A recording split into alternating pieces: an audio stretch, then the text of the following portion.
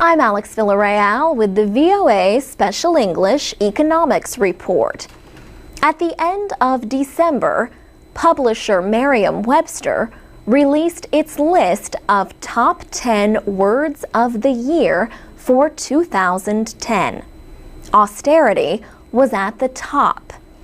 The company made its list based on how often people looked up definitions using its online dictionary. Merriam-Webster defines austerity as enforced or extreme economy. Greece and Ireland face huge budget deficits. This has forced severe spending cuts for those governments. And they are not alone. When nations get into financial trouble, they may request loans from the International Monetary Fund or other donors. Donors, however, demand austerity measures, such as sharp cuts in government spending and tax increases.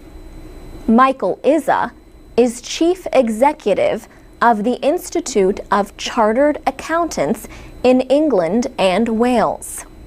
He says the world financial crisis pushed some governments to spend more.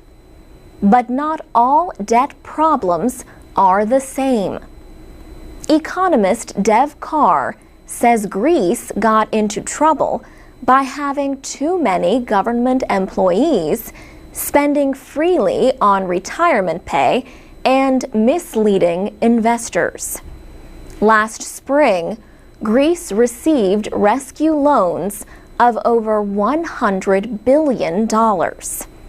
But Germany agreed to help only if Greece promised tough austerity measures.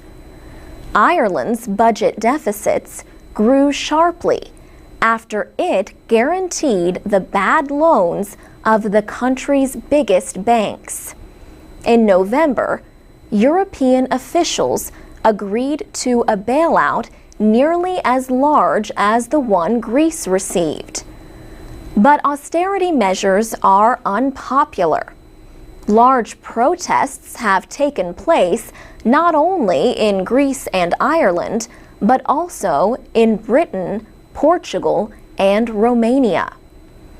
Other nations facing big deficits and slow economic growth are also seeing their borrowing costs rise.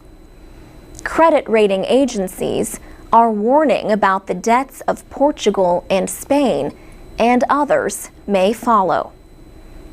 In May, European leaders agreed to set aside nearly $700 billion to help troubled countries in the area. But the chief of the International Monetary Fund, Dominique Strauss-Kahn, says a more organized approach is needed. He said, Europe has to provide a comprehensive solution to this problem. The piecemeal approach, one country after the other one, is not a good one. This could mean austerity will remain a top word for 2011. For VOA Special English, I'm Alex Villarreal. You can find more economics reports at voaspecialenglish.com.